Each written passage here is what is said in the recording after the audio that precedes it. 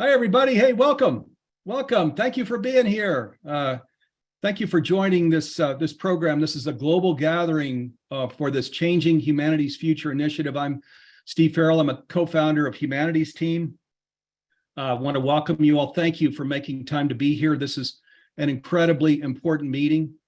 You may not know this, but we're going to be inviting you to be a really very important part of Changing Humanity's Future. So listen carefully, because there's a lot that we're going to be sharing.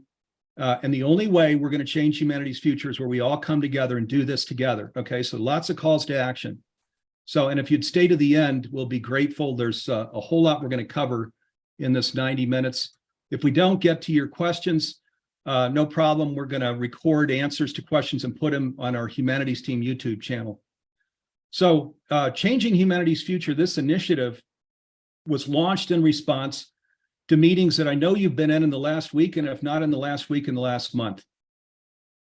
Meetings where there's this worry, this talk about challenge out in the world, this even talk about disempowerment, where the whole litany of things is in discussion in your kitchen, in your living room, on your porch.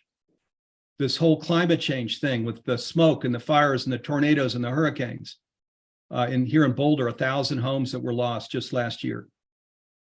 And what these discussions often turn into is just this big spiral down. What we observed about a year ago when Humanities Team, Neale Donald Walsch, and the Conversations with God Foundation launched this initiative, Changing Humanity's Future. And now, by the way, all these leaders that are with me, they're important leaders in this, and many others that aren't here now. You all, actually, if you choose to be, are important parts of Changing Humanity's Future. So we launched it because we said we need a voice.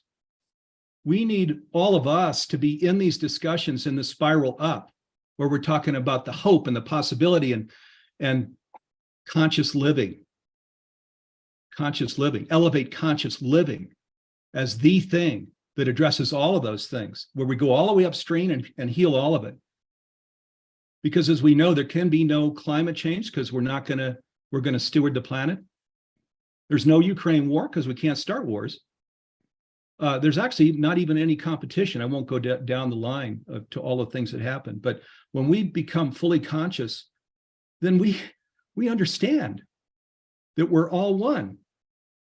We understand this universal intelligence is animating all of life. We've heard that for our whole lives, haven't we? Universal intelligence is animating all of life. That it's actually this universal intelligence, this loving presence, this universal consciousness, that it's not animate, it created and it's creating, right? And it's the ocean. We're waves under the ocean. We know this. We've understood this. And yet it isn't the central organizing principle out in the world today. That's why we created this global undertaking. That's why, again, with Neale, the Conversations with God Foundation, we started this a year ago. We said no more, where we sit in these conversations and allow the spiral down to just take place. We know better. We know how far we've come. We know how many are conscious already. We know how many are becoming conscious now. And again, when we walk through that door and become conscious and see sacred out in the world and see our connection with each other, and from connection take responsibility, and from responsibility take positive action, bang. We heal all of it, right? And we only have to do our part. We don't have to do all of it. We just each have to do something. So this is what this Changing Humanity's Future initiative is about. To give this context, let me read a quote by none other than Albert Einstein. We've all heard this quote, but I'm going to read it because he just put his finger on it 75 years ago, and we haven't done it yet. And this is what Changing Humanity's Future is saying we're going to do now together. It says, a human being is a part of a whole, called by us universe, a part limited in time and space. He experiences himself, his thoughts and feelings as something separated from the rest, a kind of optical delusion of his consciousness. This delusion is kind of a prison for us, restricting us to our personal desires and to affection for a few persons nearest us. Our task must be to free ourselves from this prison by widening our circles of compassion to embrace all living creatures and the wholeness of nature in its beauty. Could we be any more clear about problem and solution here than what was said 75 years ago? So this is why Humanities Team was launched 20 years ago. In fact, it was exactly 20 years ago we were launched. It just with Neale Donald Walsch, started with a planning session, and then we launched it together in June 2003 in Wilsonville, Oregon, for precisely this reason. This mystical teachings that go back to 450 BCE, Plato, Hippocrates, right? That there's one consciousness, that we're all faces of it. On the Changing Humanity's Future page, we've got quote after quote after quote in the science, and there's a pile-on effect right now in terms of a scientist, Nassim Haramein, with his unified field theory coming in now. The Nobel Prize awarded in October for physics, October last year. What is it for? Entanglement. What is entanglement? Entanglement is saying from two sides of the universe, there's nothing seen in a connection, but there is a connection. It's been demonstrated, right? So there's now a pile-on in science that's saying we're a part of a whole, of one body, that there's diversity and unity, that there is this universal intelligence animating all of life, and much more than that. So, so this initiative, Changing Humanity's Future, what it seeks to do is to make conscious living pervasive worldwide by 2040. Worldwide by 2040, 17 years from now. And to do that, one of the key things that we'll talk about here during this program is we need to elevate conscious living. Because again, right now, I'm going to guess in all of these conversations you've been in the last week, in the last month, where there's talk about stuff out in the world, how many of those meetings that you're in is somebody standing up and saying, hey, yeah, there are these challenges out in the world, but there are many of us here living consciously. There's a clear remedy. We're already on the path. We're far down the path, and that we've got a bright future. So this is one of the objectives. We've got we've already put incredible scale behind our social media to get this word out. The conscious living is the thing, and our plans are to have a massive program in social media to raise awareness around this aspect of living consciously, which is what we're all doing, and many are starting to do now. If you go to changinghumanity'sfuture.org, you'll see all of the updates on what this initiative is. There are many new updates even in the last few days, so I invite you to go to changinghumanity'sfuture.org. There's a confirmations page with quote after quote after quote, and science and conversations with God, including the last book that was written just for this purpose, that are there. There are resources, all of this latest science, academia, what it's saying now, etc. There's a place where you can join. So invite you to go to changinghumanity'sfuture.org to really get fully up to speed on what this initiative is. So now when we get to the how, okay, how in 17 years are we going to make conscious living pervasive worldwide? Are we smoking something? Or is there some real strategy here? Okay, the real strategy is a number of things. One, as I mentioned, you and all of these gatherings where people come, where we're inviting you to be part of it, you're going to speak up, you're living into it, you're going to bring it to your workplace, you're bringing it to your family. Two, education. Education's always key to social change, right? So we're a 501c3 nonprofit. Humanities Team is. We were guided to create a streaming platform. Today, it's actually the only true streaming platform in the transformational education industry. By streaming platform, I mean it goes to TV, goes to handheld devices, goes to, of course, the computer, to iPads. So here we're in it now. Thank you, Jim Gray. This is the library for Humanities Stream Plus. You can go to humanitiesstream.net, humanitiesstream.net, and then you just come down to library, And then we're gonna just here, just for 60 seconds, browse the library so you can see visually, look at visually what this library looks like. There's nothing like this in the industry, a true one-click library of conscious media, hundreds of video trainings. You could scroll all day and you're going to see embodied practices, the science. Gregg Braden is here, Nassim Harriman, Bruce Lipton, Lynn McTaggart, Heart Math. You're going to see Neale Donald Walsch, Michael Beckwith, Debra Poneman. You're going to see all of these and many more, again, hundreds of video trainings. So, and you can see we're showing it to you because we want you to see visually how incredible this is from any device that you can, from your home. So we priced this initially $200 higher than where it is now. It's now at $399 a year or $39.99 a month. We're a 501c3 nonprofit. So that means you're going to give it away too. We're not trying to, we're actually trying to get revenue down, not up, right? Our whole objective is get this library and all of the live events. There are live events almost every day. And in the next month will be every day or more than one a day. And viewing parties where you're going through master classes like Forbidden Science, that's Gregg Braden and Nassim Harriman right now. All of these things are part of this platform. Again, $399 a year, $39.99 a month. We're going to keep bringing the price down, down, down, translating it into languages. Why? Put this in every home. This is the how. Strategy. Make something like this available. Put this in everybody's home around the planet. Translate it. And just watch 2 or 3 of the programs. And my God, if you watch 10 or more, I promise you this whole sacred where we're looking out on the world, which is what we all know and understand. That's why you're here. We're conscious. You get it. I mean, you get it, you live it, you stretch into it. You understand that. That's why you embodied is you're here to live this way and not to ignore any longer as we have for eons of time that there's universal intelligence that's animating all life and we just ignore and stay in this prison. Right. And we're breaking out of that prison now. And education is a key to that.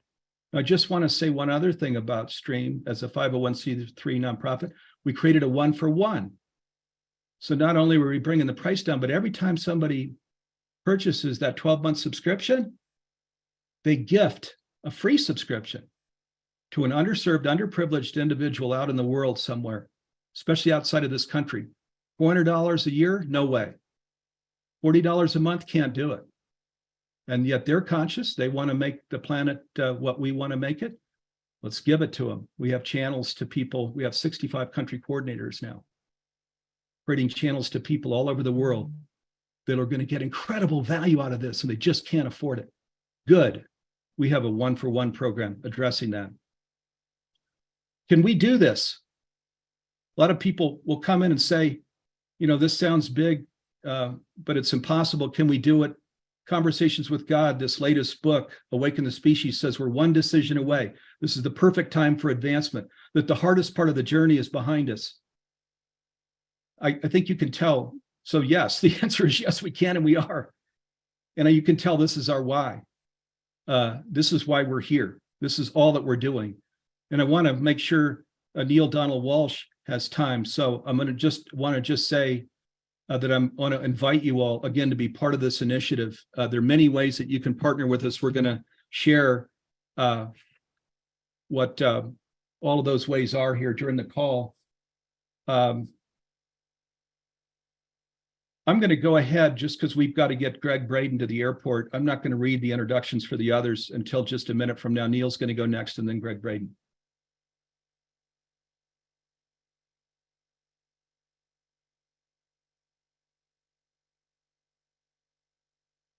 Well, thank you very much, Steve. It's nice to hear you tell us all that you've shared with us. And let me just say something very briefly.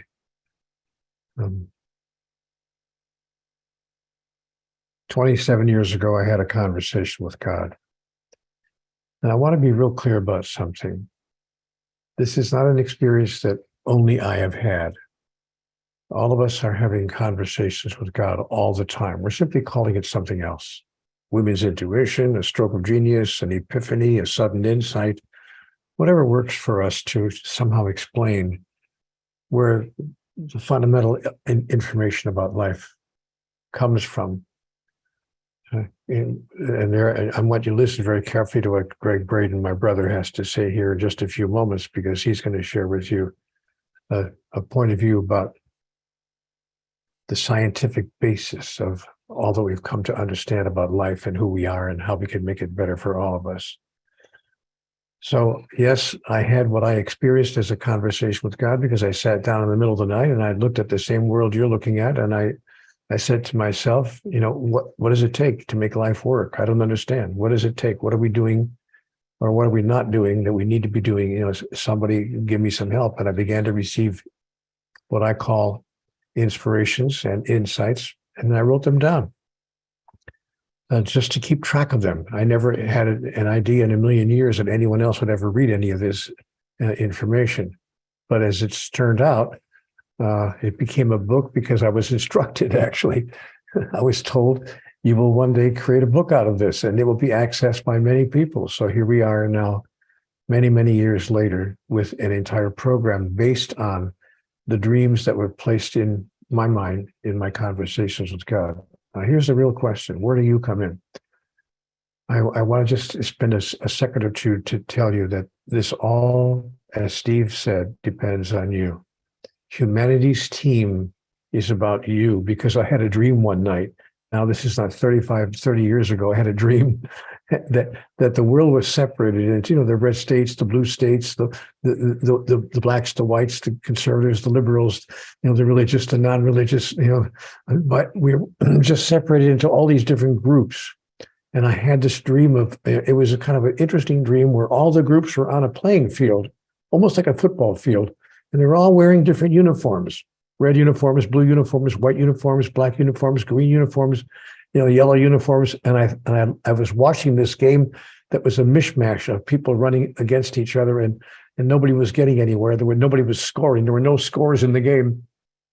And I remember thinking to myself, but who will be on humanity's team? Why can't we just create one team where we're all wearing the same uniform?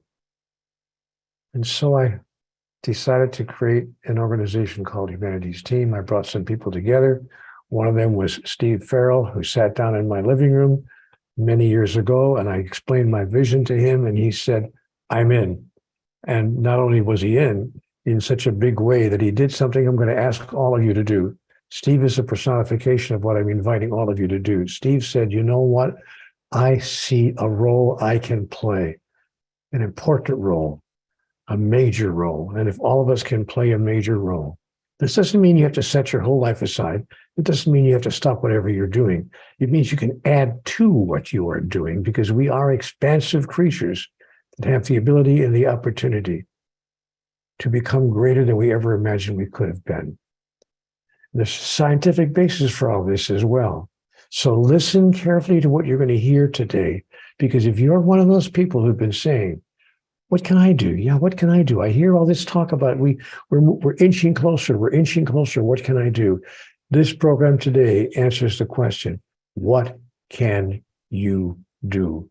What is raising consciousness all about? Is it just airy-fairy, fluffy stuff? Or does it have any basis in scientific understanding and real-world realities? Gregg Braden is going to share that with you right now. Listen carefully, because this is a guy who's just about 2 inches below total genius, because he understands things and he can explain things in a way that helps us all to deeply understand as well. Gregg, share with us. Wow, Neale. Well, thank you for my warm welcome and my, I don't know how I followed that introduction, but I want to begin by saying good morning to everyone. I want to thank everyone for sharing a part of your day with us today, for clicking the button, for making the choice to click that button that brings us together this way. And Neale, I'm going to thank you, my brother, just for your love, your friendship, your ageless wisdom, for the dream.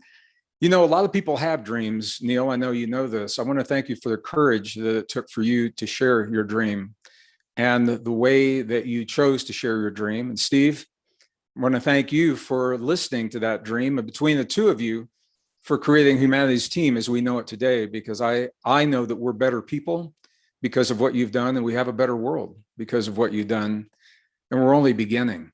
So I want to thank you both and acknowledge you both. And I've got a smile on my face. It's just so good to see so many people I haven't seen for so long. You know, Steve, thank you for the introduction that brought us into this conversation. I am a scientist, and I'm a degreed geologist with a background in the life sciences, math, physics, computer science. And I worked as a problem solver in the corporations from the late 1970s until I left to write and teach full time in 1991. And I mention this because it is because of my scientific background that I have the privilege of staying current with the new discoveries. And new discoveries are happening so quickly. The peer-reviewed scientific journals, the journal Science, for example, is a monthly journal. But the new discoveries are happening so quickly, they now supplement with a weekly newsletter to keep up with all the discoveries that are happening until that end of month journal is published. And I'm saying this because it means there's a lot of really good news. The good news is that we already have all the solutions to all the problems that we face in the world today, the technological solutions. And some of them we've had for over 70 years. For 70 years, we've had the solution. We can create clean, green, sustainable energy that produces zero greenhouse gases, cannot be weaponized to use to hurt our brothers and sisters.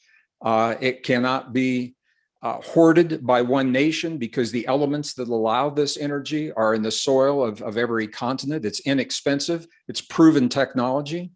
And lobbyists have nixed that technology, but it already exists. We know that exists. We already know that every organ in the human body knows how to heal itself, even those that we were told could not. Brain tissue, heart tissue, pancreatic tissue, spinal cord tissue, all are documented. Peer-reviewed science documents them stopping the disease, beginning to regenerate what is there, and to renew the organs and the tissues in ways that we're told cannot happen. We already have all the food to feed every member of our global family, every child, every woman, every man on this planet. We have more than enough food to feed every mouth. The lack of food is not the reason our brothers and sisters are going hungry. It's because of a lack of leadership. And when I say leadership, it doesn't have to be a president or a king. It's not about America or Europe, because we're all the leaders. The point is, it has yet to become a priority in our world and in our lives to take the gifts and the blessings of human intuition and the wisdom of that technology and bring it to bear upon the lives of the people that we love in this world. You know, we already know how to create business, viable business models that are based on sharing and cooperation rather than competition and conflict. And just think about that. 1859, Charles Darwin released a book, and he told the world that the fundamental rule of nature is competition, and the world believed it. And so the society that we have today is based upon that false assumption. Our economic system is based upon survival of the strongest. Our corporate models are based upon survival of the strongest. And from the time we are young children in school, we're told that we live in a dog-eat-dog world, in the Western idiom is how it's presented often, where we've got to fight for everything that we will ever achieve in life, or the world will just roll over us. We already know now, the best science of the modern world tells us all of this is false, that the fundamental rule of nature is actually cooperation, not competition. So when we begin to think about what science is telling us, not the technical aspects, I don't want to get lost in the technical details, but the principles. Science is simple until we make it complex, because science simply reflects the fundamental rules of the world around us. So what would our world look like if from a very early age we began teaching our children, our young children, even before they're in school, that nature loves them, that they don't have to fight and defend themselves against the world, and that cooperation is the fundamental rule? How differently would they think about themselves and their relationship to their classmates and their peers? How would they solve those little problems, you know, that happen on the playground? The question that Steve is asking, and Neale, about how we apply this information in our lives, I think is probably one of the most pivotal questions that we face today, because it requires what perhaps is the most difficult aspect of our lives. It's a fundamental shift in thinking. Once we make that shift, everything we do reflects that shift. We've got to make that fundamental shift in thinking. And to do that, for each of us, I think there are three principles that come into each of our lives. And Neale is a living demonstration of what these principles are and how they can be applied in our lives. First, we've got to have the wisdom to know that we have a choice. And so many people today don't even think they have a choice. They think it's all done and that they're powerless victims of a world that they have no influence over at all. We've got to have the wisdom to know that we have a choice. And once we know that, it takes courage to choose. We must choose in our world what we know is possible in our hearts. And the choice is important, but it's not enough, because I'm surrounded by people today that say they've made that choice and then they stop. They stop. I'm a realist and I'm also an optimist. And realistically, we're in it. This isn't something that's going to be happening down the road. We're in the time of extremes. And the only way out of it is to go through it. And we have a choice. Do we go through it with a soft landing, or are we going to come out on the other end with a harder landing? And this is where the third principle comes in. Once we have the wisdom to choose, once we have the courage to choose, we've got to have the strength to follow through with what it is that we've chosen. We've got to have the strength to live in our lives every day, every moment of every day, to live the principles that we claim in our hearts to be true on Zoom calls just like this. And for me, Steve and Neale and all my brothers and sisters on this broadcast, this is where the science comes in, because the science gives us a reason to change the way we think. It gives us a reason to shift our beliefs and something to anchor our emotional identity upon. Once we know who we are, our strong soul compass is developed. And once we have that emotional anchor, we no longer hinge our sense of well-being on the world around us, because that world is going through a change.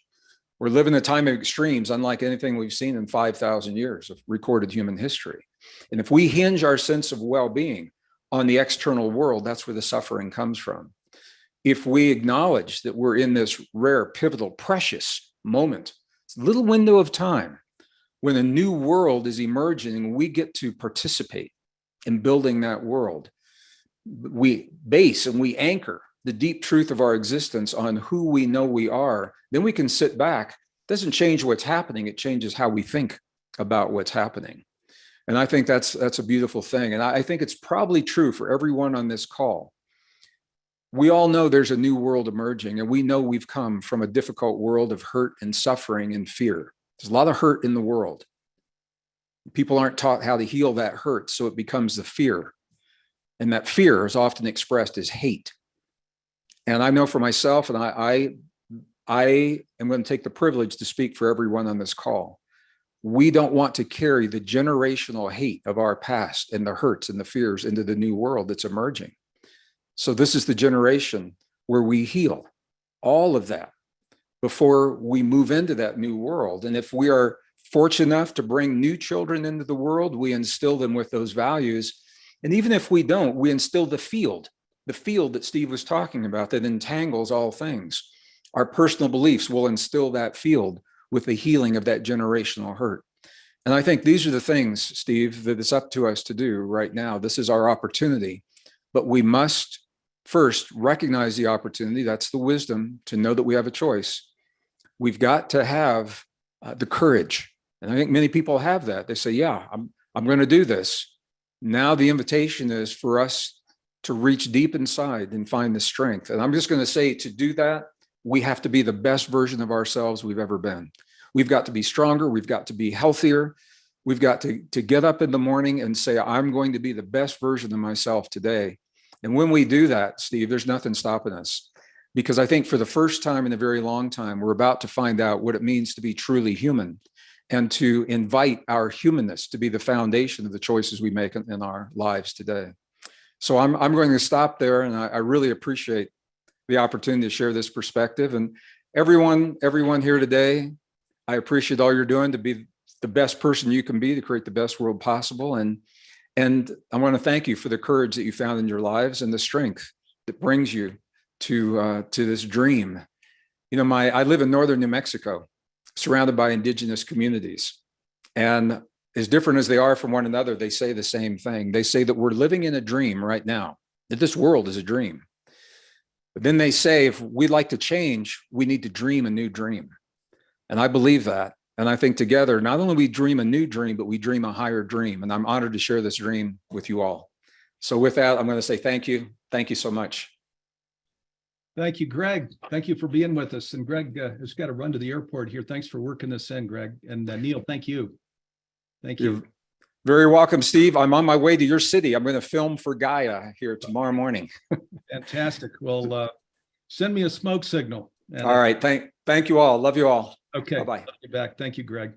So next up is Debra Poneman. I'm going to read a very brief introduction here for these other leaders in just 1 second. Debra Poneman, then Andrew Harvey, Cynthia James, Todd Kramer, Sahit Hidalgo Mortala, Anodea Judith, Ross Hostetter. Then I'm going to come back to do a wrap up, and then Neale and I are going to come back to answer your questions. And again, what questions we don't get to, we're going to respond to, create a video, we'll respond to the questions, and we'll put it on our Humanities Team YouTube page. So here's a very brief introduction for these other leaders here with us. Neale Donald Walsch really needs no introduction. He's, of course, the author of Conversations with God and co-founder of Humanities Team. I was in his home there in March. It was exactly a year ago when we met in his home to talk about starting Humanities Team. Gregg Braden is a 5-time New York Times bestselling author, scientist, international educator, and pioneer in the emerging paradigm bridging science, social policy, and human potential. Andrew Harvey is founder and director of the Institute for Sacred Activism, an international organization focused on inviting concerned people to take up the challenge of our contemporary global crisis by becoming inspired, effective, and practical agents of institutional and systemic change in order to create peace and sustainability. Debra Poneman is an award-winning success expert, best-selling author, seminar leader, speaker, media guest, and a lot more. Cynthia James is an international speaker, transformational coach, and best-selling author. Cynthia helps extraordinary women live their dreams. Anodea Judith is an American author, therapist, and public speaker on the chakra system, body, mind, somatic therapy, and yoga. Ross Hostetter is an advisor to Humanities Team, assisting the executive director in strategy, fundraising, and legal matters. He is a lawyer, author, father, thought leader, and founder of several initiatives designed to raise consciousness and make the world a more peaceful and harmonious place. Thank you all for being here. And again, Debra Poneman is coming in right now. All right. Thank you, Steve. And thank you, Neale. And Gregg was amazing. And it is an honor to be here with people from all over the world. Welcome to all of you. I've been watching you all say hello, and it is so heartwarming and opening to see people from Norway and the UK and Bulgaria and Luxembourg and France and Germany and Toronto and here in the US and Montreal and here in the US, Arlington, Texas, and Boulder and Tucson and North Carolina and Hawaii and Washington State. And it's just in Mexico, here's somebody from Mexico, and all of us together to, and more coming on, more people from Mexico and from the Caribbean, and all of us here together to support the glorious vision of Humanities Team and to make our time on Earth ever more meaningful. And today, I am feeling so full just from Steve and Neale and Gregg, what they've had to say. And I feel moved to talk about Humanities Team because I'm so honored to be a part of this team. I remember many years ago, the first time I was contacted, well over a decade ago, and invited to be a presenter for something called Global Oneness Day, and by this group called Humanities Team. And I thought, wow, Humanities Team, this must be a team of people whose desire, whose reason for being is to serve humanity, to raise the vibration on Earth. And soon I found out that was the mission of Humanities Team. In fact, the mission was to change humanity's future and make conscious living pervasive worldwide by 2040. And I'm like, I'm a part of it. Okay. So I joined the team and I put on that humanities team jersey, as Neale referred to when he shared his vision. First, I was a speaker and a host during Global Oneness Day, which, by the way, those of you who aren't familiar with it, it's in the fall, and it then became Global Oneness 3 days, and then it became Global Oneness 5 days, and now it's Global Oneness 7 days, I believe. And then I created a masterclass with the incredible Christy Whitman. It's called A New Kind of Power. And then I became a part of the Humanities Team Advisory Board. And I happily joined in the mission to be a part of a team that's taking action, as Gregg referred, taking action and offering ways. We can't just sit and watch the parade go by. We got to jump in and do our part. And what Humanities Team is doing is giving us ways through this incredible amount of knowledge, this body of knowledge that's being shared in Humanities Stream, so that we can each awaken our own individual consciousness. And as more and more people become awake, one day there is going to be a shift, and there will be enough people waking up so that they call it a state change. And we need a state change on the planet, like when water starts to boil, that a moment will happen when all of humanity recognizes that we are one, that we are, I know Neale always says, we're just separate fingers on the same hand. And speaking of Neale, in his Conversation with God books, God makes it clear that if we want to create a world where we come together as one, a world of high vibration, a world bathed in love, a world where everyone thrives, not just a few, we do have to take action. Again, we can't just wish it. And that's why we're here today, because we have it on good or God authority that the time to take action is now. Gregg just addressed this. It's not tomorrow, or it's not my least favorite day, which is someday. Now is the time we need to act, and Steve is laying out steps that we could take. Global oneness is not a pipe dream. Science is even on our side. We've learned from so many contributors to Humanities Stream. We've seen the science. And again, I just have to say, a subscription, and I'm not a salesperson, but when I saw all that was available in Humanities Stream, it's so impressive. And actually, I'm going to share a little bit of science too, and something else that Albert Einstein said many years ago. And so we all know, at least intellectually, that everything in the universe and all of creation is made up of energy waves. Albert Einstein said, quote, "Everything is energy, and that's all there is to it. It can be no other way. This is not a philosophy. This is physics." And Nobel laureate physicist Eugene Wigner further clarified that our consciousness also, at its basis, is made up of the same fundamental energy, and our consciousness, our thoughts, can affect matter.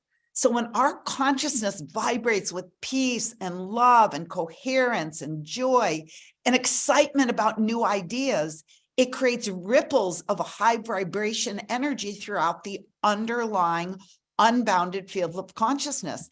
And these ripples influence the entire field, the entire world, and the consciousness of others. You know, we can't just sit around complaining about the low consciousness of other people. Raise your consciousness, and the ripples that will ripple out from your high vibration is going to affect everybody. Humanities Team provides us with wisdom from dozens of the world's greatest transformational teachers, so that not only sparks us in our desire to adopt behaviors that raise our consciousness, behaviors like gratitude and intentioning for others, like we learned from Lynn McTaggart and her offering on Humanities Stream, behaviors like meditating and chanting and dancing and singing and drumming and doing yoga. It's all on Humanities Stream, and loving and praying and being voices for conscious living.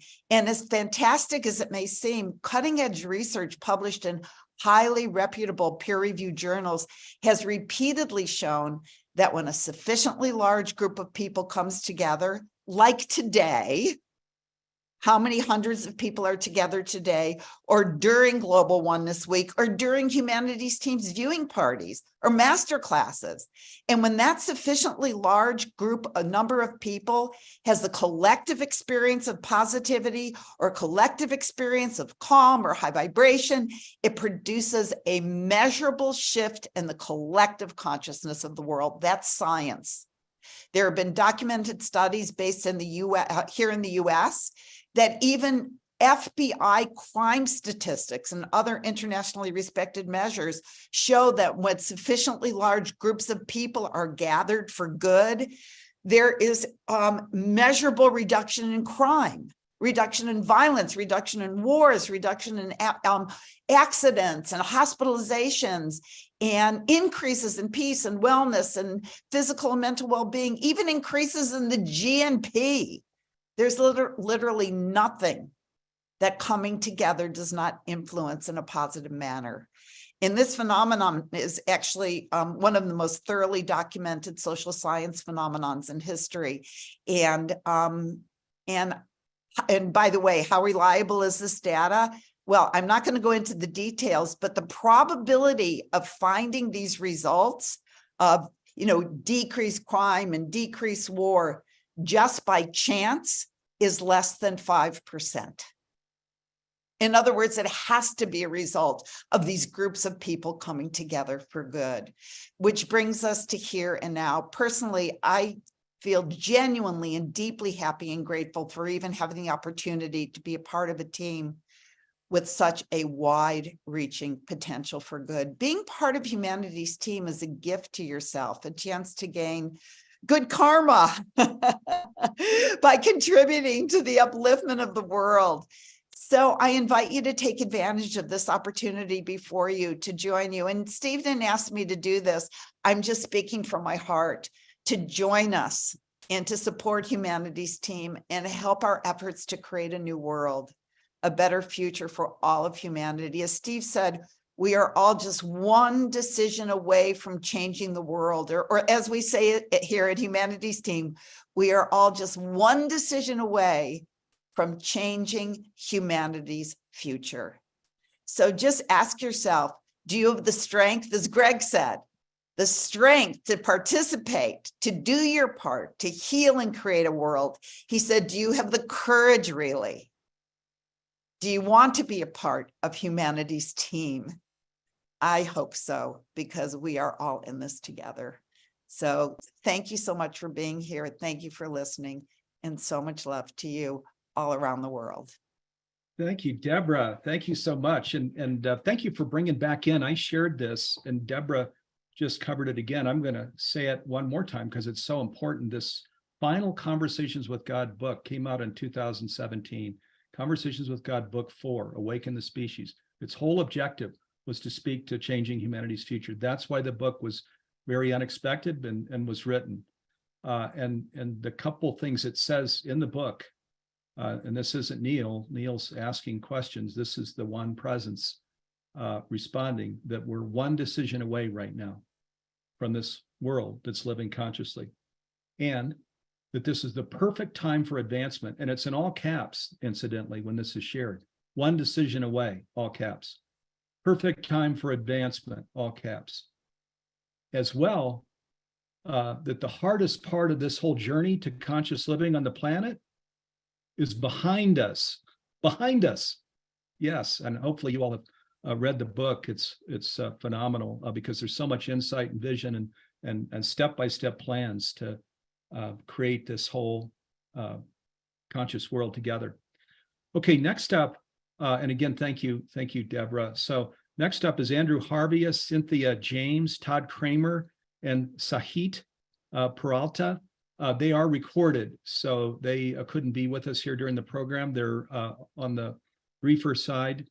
So we're going to go to those 4 recordings here real quick. And then when we come back out, Anna Dea Judith is going to gift us with a beautiful, immersive spiritual experience. Woo! Get ready. And then after that, Ross Hostetter is going to come in, and then I'll come back. And then Neale and I will do a Q&A after that. So here we go. We're going to go to these really powerful recorded presentations just for today's program. Here we go. Hello, my dear friends. I am honored to be asked to contribute to this glorious meeting and to celebrating humanity's team and its great adventure dedicated to making the whole of humanity conscious, consciously alive, and consciously alive in conscious living by 2040. I'm just going to say a few things about what this great phrase, conscious living, means to me at this extraordinary moment of our human evolution. What it means to me is that, first of all, we need to pursue two interlinked revelations in the core of our lives. First one is the revelation that comes to us of who we really are when we awaken in an unforgettable way beyond reason or dogma or religion to our divine identity. And this revelation is the core foundation of all conscious living because it shows us what life is, what we are, and what the creation that we are surrounded by truly is, nothing less than oneness's glorious manifestation. The second revelation is of the powers that come to us from this realization that we are essentially divine. Powers of transfiguration of mind, heart, soul, and body, and powers of absolutely boundless, ecstatic, and grounded creativity that we can express not only in the arts and sciences, but in the great art of sacred activism, of urgent, wise, sacred action, responding to the vast challenges that our global dark night is now challenging us with. When we are armed with these two realizations, the realization of our divine identity and the growing realization of the vast holy powers that come to us through grace, through that divine identity, then we can enter the global dark night that we are in with radical hope, radical commitment to justice and harmony on every level, radical commitment to the creation, to the animal world, and most importantly, I believe, and I believe many people are waking up to this, radical commitment to the great dream in the heart mind of the divine, to birth a new embodied divine humanity out of the terrifying and horrifying chaos of the death of the old.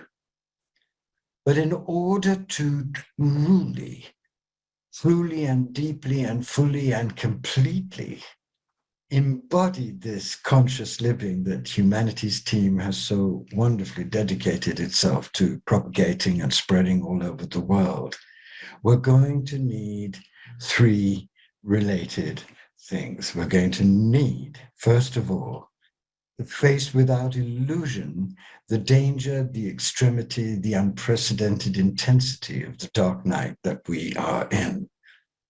And this is not because we have to be menaced or terrified, but because the dark night is designed by God to shatter our illusions and open us to being receptive in a way we cannot even begin to imagine, to all transforming and all reforming grace. The second thing that we need to really understand is what the great mystics of all the traditions who know the divinity of the dark night tell us. And that is that the dark night is potentially the birth canal of a wholly new way of being and doing everything. But it can only be that birth canal if we don't bypass it by denial, or fantasy or indulgence in any of the illusions that we have so flagrantly cherished before. We have to let it work upon us in its deepest intensity to shatter us open, so that the great gift of a wholly new level of evolutionary truth can be given us. Yeah. The third thing that we're going to need is to realize that if we're going to honor the full potential of those words, conscious living, we're going to have to live our own ordinary, extraordinary lives with enormous sacred reverence and attention to every detail, infusing every detail of our lives with sacred intention. And we're going also to have to realize that any idea that we're pursuing private liberation in a time as devastating as this only abets that devastation. The liberation we are called to is a communal liberation, is a service to all beings, all together, everything, everywhere, all at once. And this is what I've meant for a long time by sacred activism, because I've been convinced that the birthing force of a new world is one that fuses together what has been kept apart, a deep, passionate, mystical spirituality with all its revelation and stamina and purity and grandeur and power and energy and strength, and wise, guided, sacredly inspired, urgent action in every realm of the world. If we can rise to this tragic and terrifying situation, armed with those two initial revelations and attentive to these three laws that I've been sketching, then there is nothing that is not possible for us, even at what appears to be a very late moment. But if we continue to define conscious living in privatized or narcissistic or fantasy-ridden ways, we will not rise to the challenge of this frightening and glorious birth process, and we will die out and take a great deal of the creation with us sooner rather than later.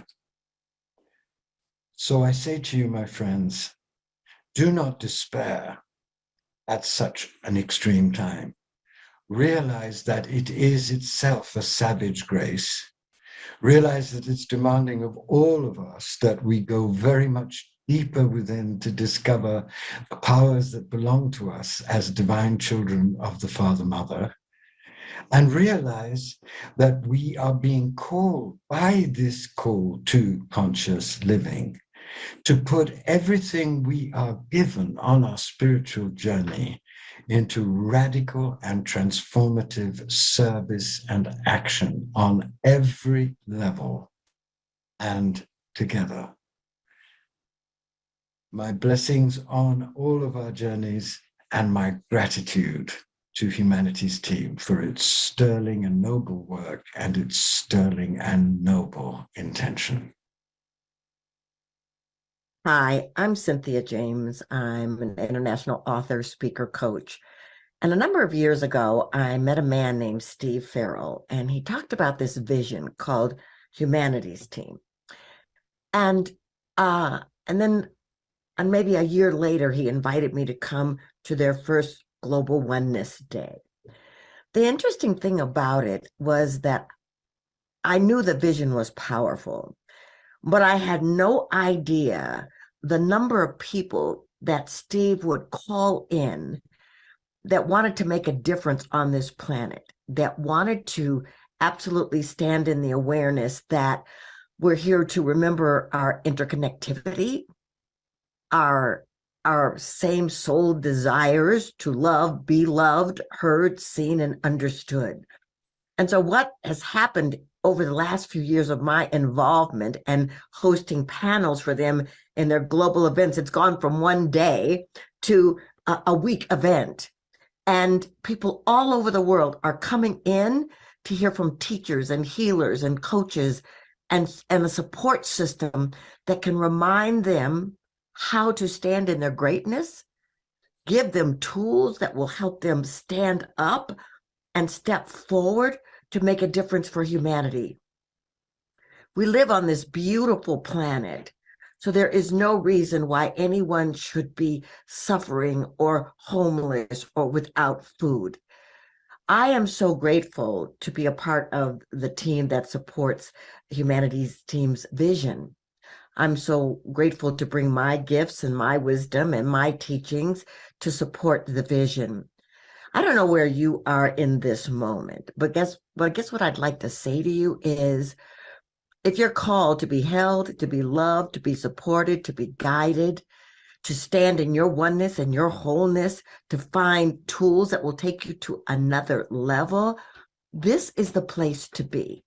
These are the people. This is your tribe. This is your global community that can help you stand in the ways you want to serve this world, this planet.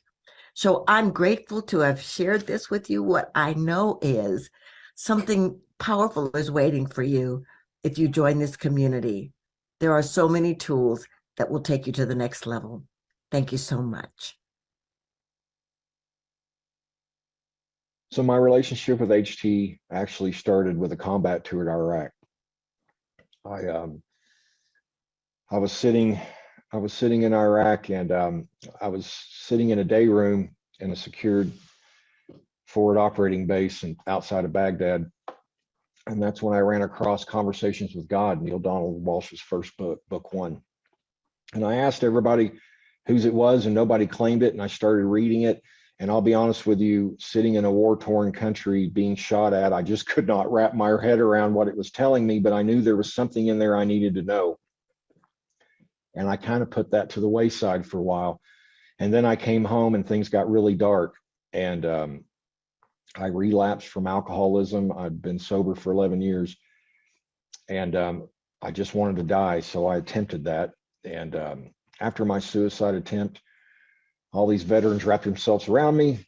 I got healthy real quick. And that's when I remembered this message of oneness. I felt like I was a warmonger. I'm one of these that suffer from moral injury, things I've done and seen in combat that I cannot wrap my head around. And that's when I found HT. I found a lecture from Dr. Wayne Dyer, who mentioned Neale Donald Walsch, and that sparked that remembrance. And that's when I really got into Neale's first couple of books.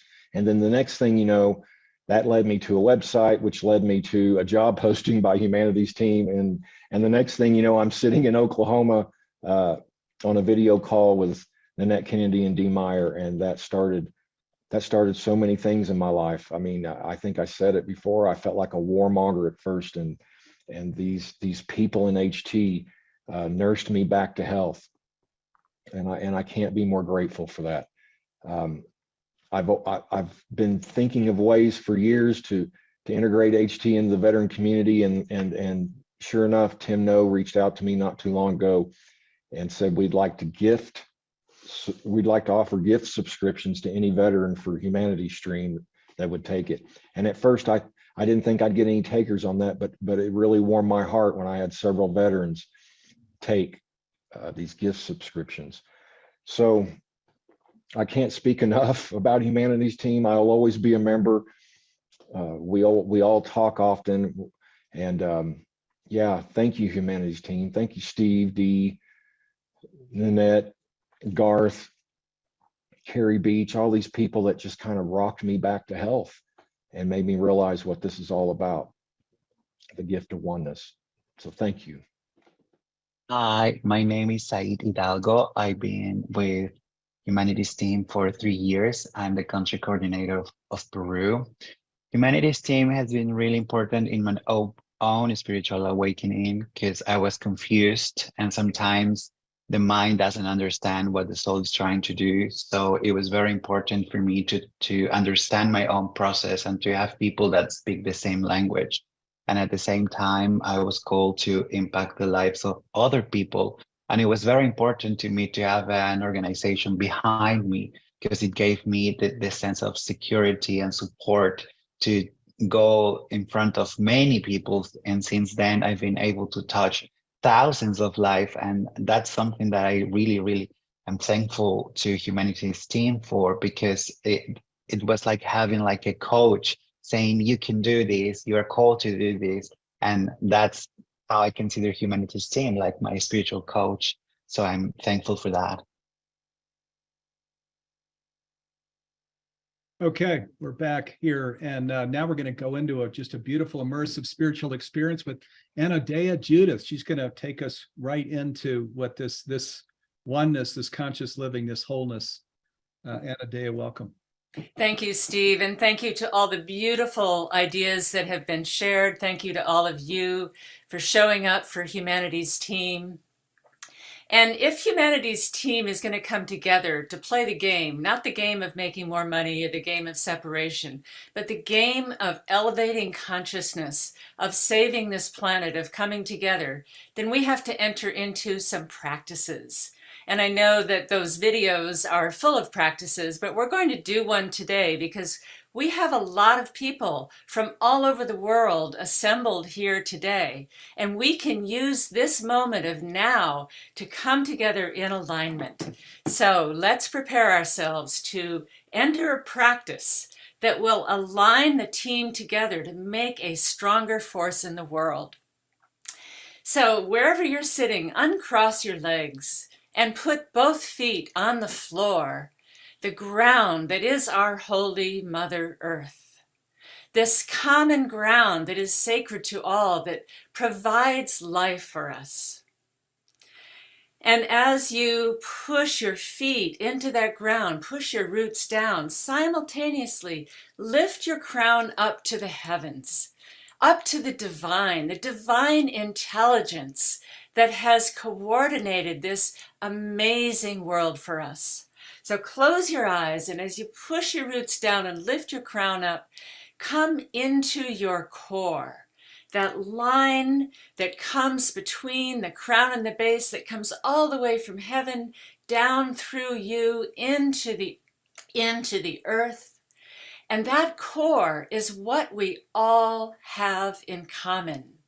Every blade of grass has a core, every tree trunk, every bone in your body. And you could say, since we all come from the core is God. And when we align our cores, we align with each other and we come into unity. So feel that core now.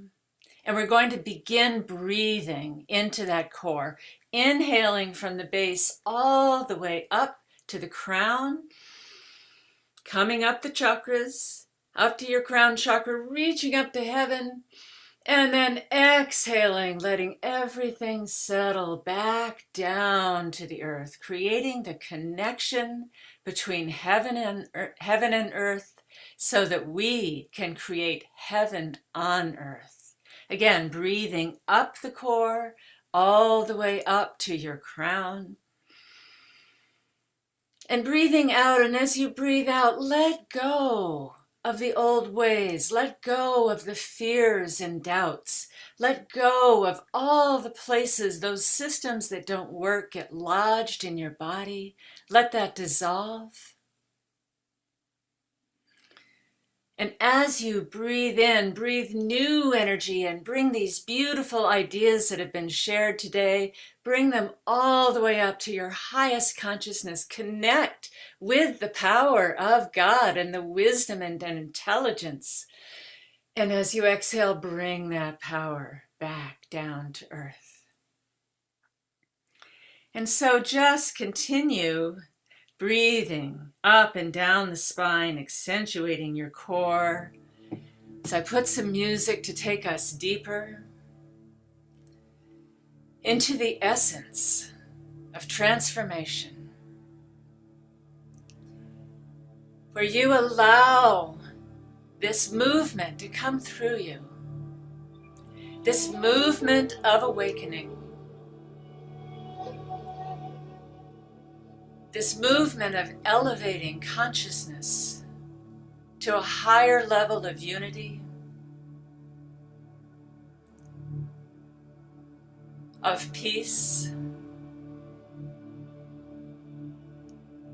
and allowing grace to come down into you,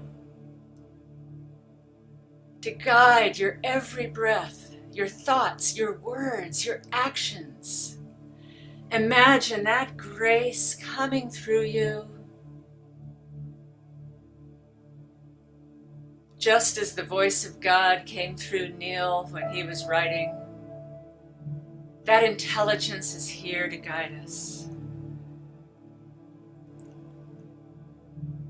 Continuing to stay in the core, feeling yourself aligned with all the people on this call today from all over the world, united in one vision, one truth of who we are. Feel that connection.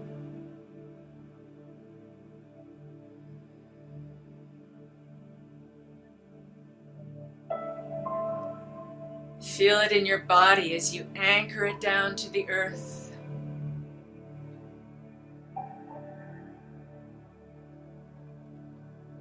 And imagine a world guided by higher intelligence, by wisdom traditions, by teachings. Our seventh chakra. Imagine a world infused with vision, a vision of what we can become, what we are becoming. The world we know in our hearts is possible. See it now in your mind's eye.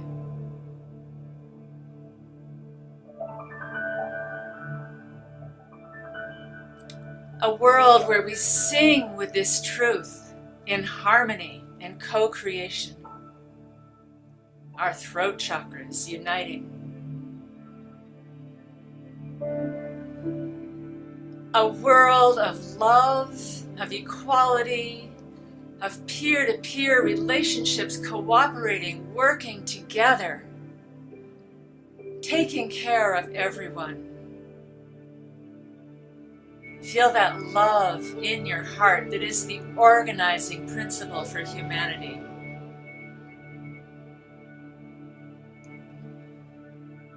And feel that coming down into the power to make it happen, the power that comes when we align with each other in practice, in learning, in action. And let's not forget to bring it down into the second chakra where we can have a little fun, where we can feel our way, we can feel the movement coming through us. And finally, all the way down to the earth, where we make it a reality in harmony with the earth.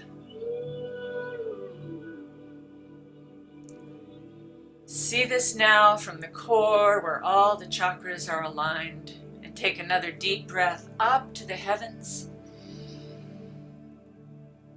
and all the way down to earth. And as you do, bring your hands together over your heart in prayer position with the urgency of our prayer to make this a reality now and forevermore.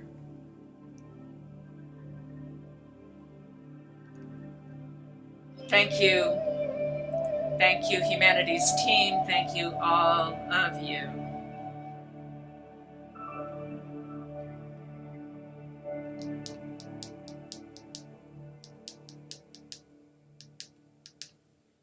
Thank you so much, Anadea Judith. Boy, really beautiful.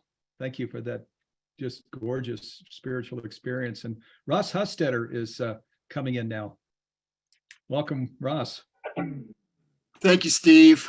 I want to thank everyone who's taken the time to come on this call to just take a moment to expand our awareness and also to explore ways that we can be of influence and help other people in this world.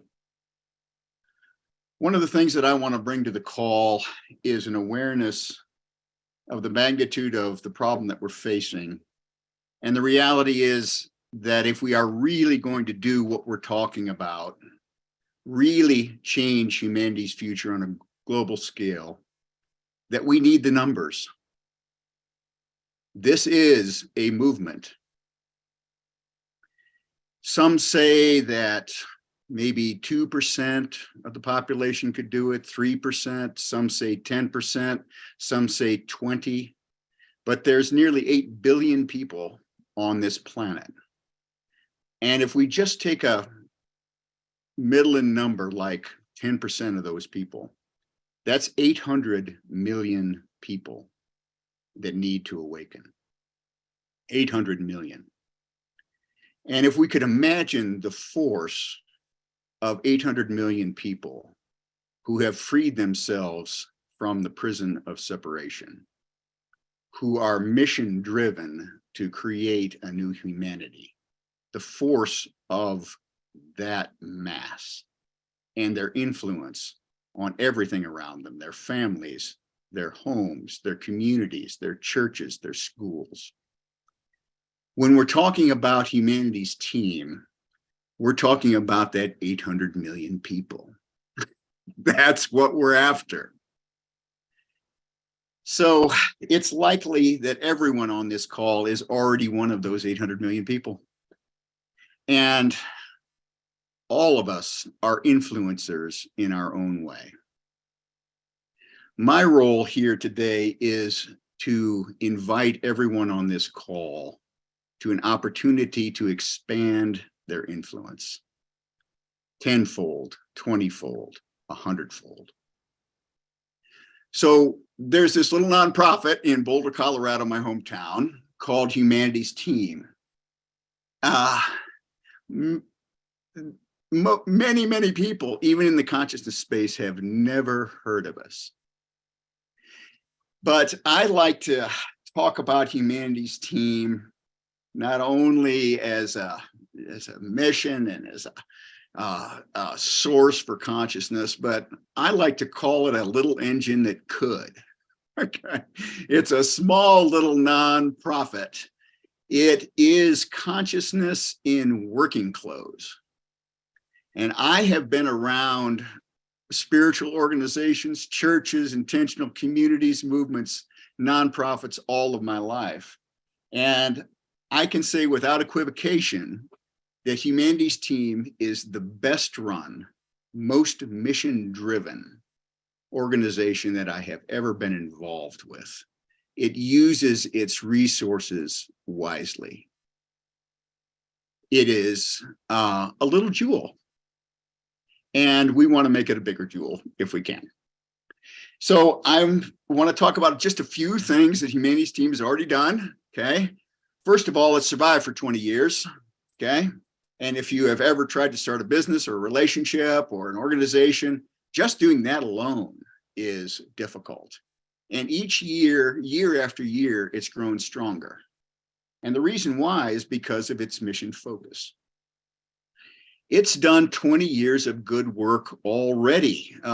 It's put on 14 global oneness conferences that everyone's talked about that are expanding all the time. Hundreds of programs have been launched. Dozens of leaders, including everyone on this call, has been lifted up. And in terms of the numbers, 240,000 people on a mailing list, 653,000 people who are followers on Facebook. These are significant achievements for a little organization with essentially no funding. It's also launched Humanity Stream that Steve previewed at the top of the call.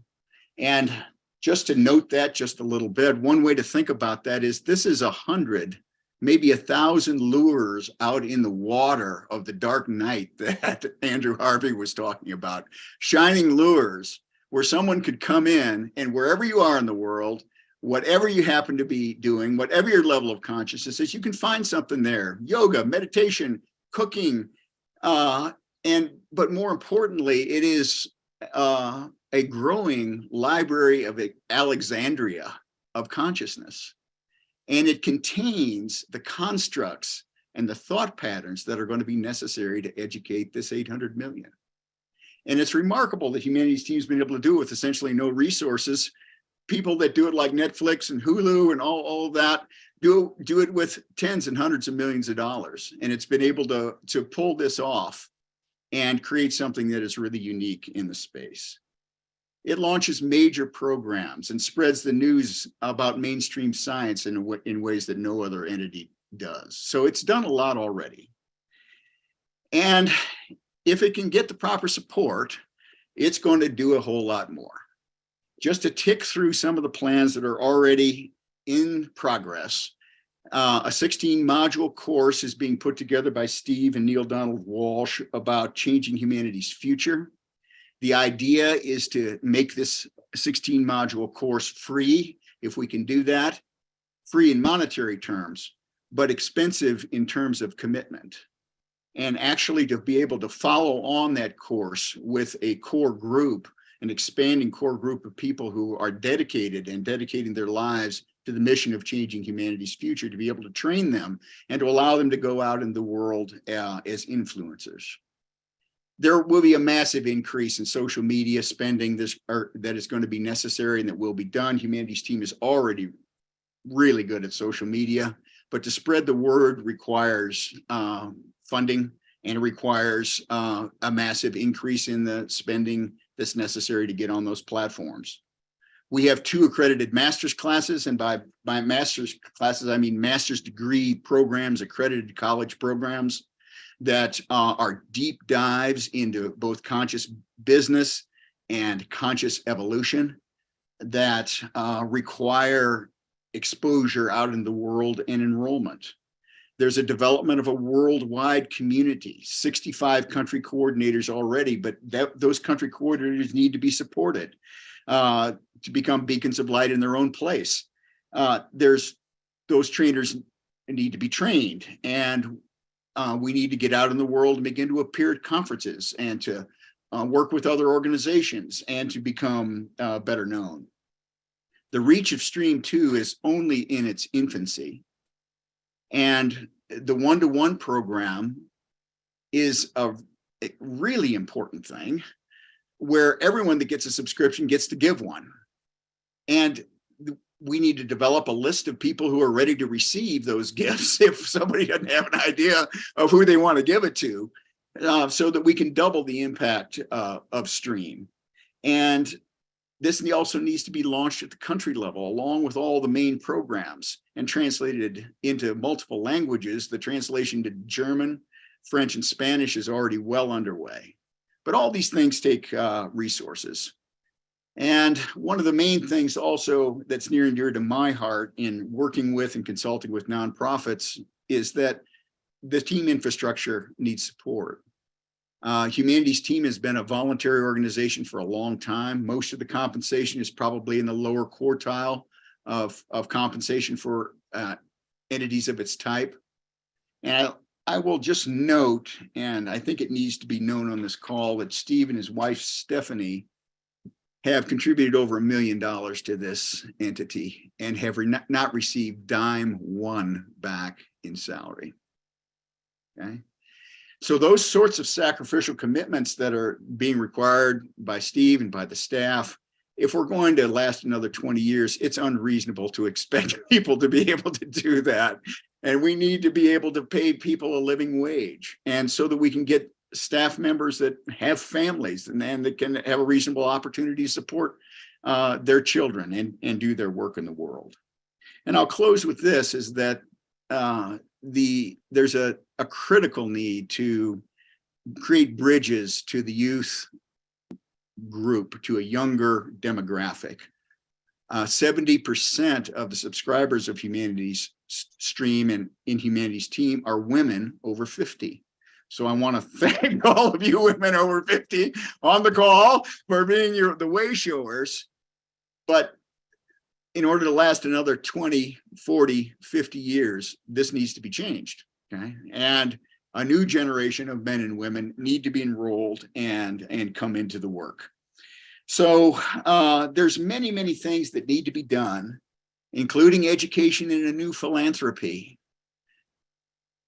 People give to colleges in massive numbers, medical institutions in massive numbers, but people don't really realize that giving to consciousness is the first domino.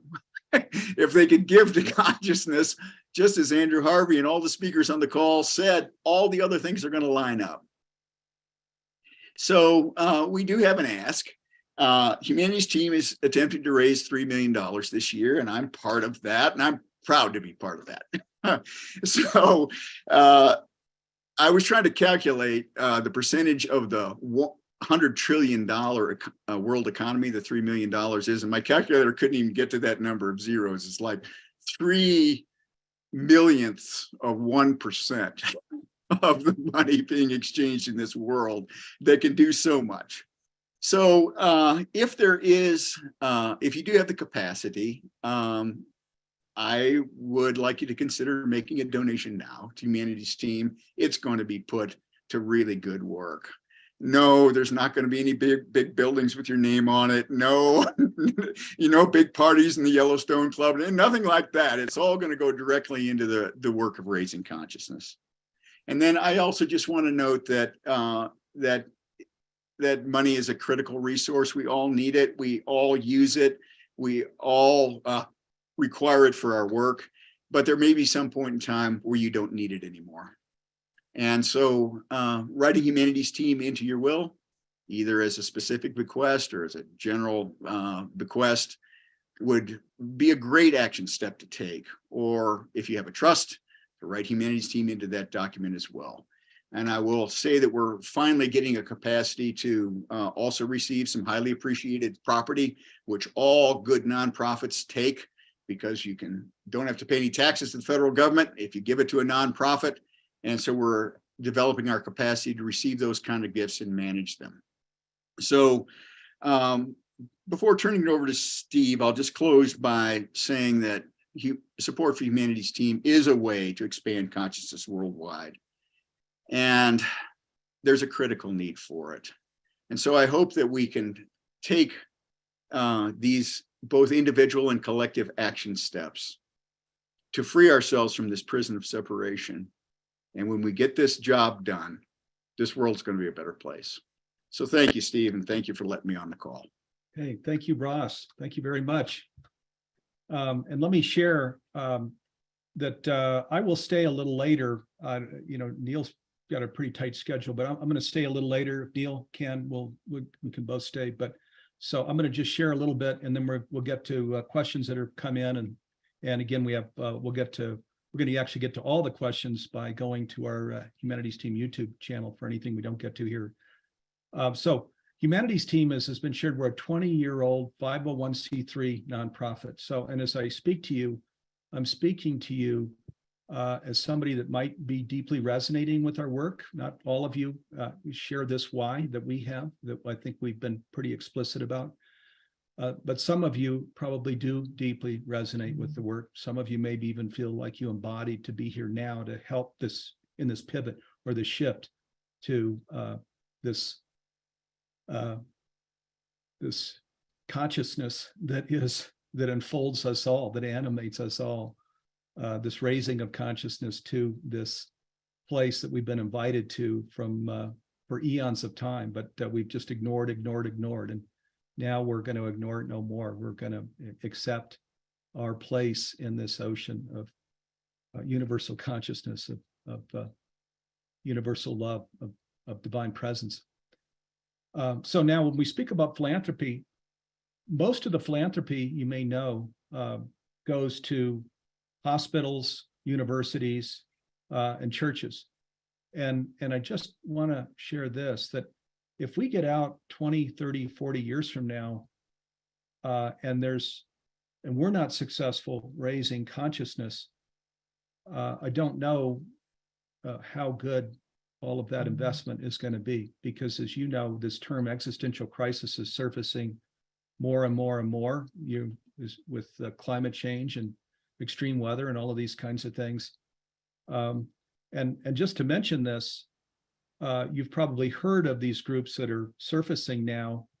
The human extinction movement, and a compassion movement, Michael Dowd.